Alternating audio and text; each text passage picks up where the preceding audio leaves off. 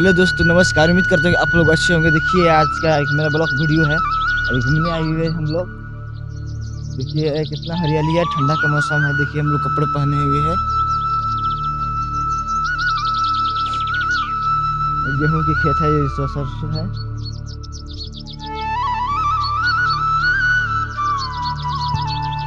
Hello दोस्तों, देखिए नदी है, घाट है। देखिए आज घूमने आए हुए हैं इस जंगल में। देखिए मेरा गांव की नदी है, उसमें निकला हुआ है खेत। और देखिए हम लोग खेती करते हैं, गेहूं का खेत है ये।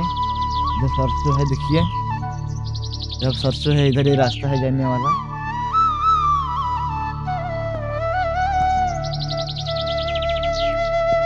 तो दोस्तों देखिए यहाँ पे मटर बोया हुआ है, या जो मटर का झाड़ है, घेरा हुआ है। जो घेरा हुआ है, जो बकरी उकरी न चले जा करके। देखिए जो फटा से घेरा हुआ है खेत की आरी, इसलिए घेरा हुआ है तो कोई जानवर इसमें न आए, न चले, न जियान करे इसको। ठीक, चलिए आगे और कुछ दिखाते हैं, तब तक बने रहिए मेरी वीडियो में। ये सरसों फुला रहा है। देखिए कितना सरसों बड़ा बड़ा हो गया है। तो देख रहे होंगे कितना बड़ा बड़ा सरसों है। दोस्तों देखिए ध्यान से, थोड़ा घूमने आए हुए हम लोग सरसों के खेत में है अभी।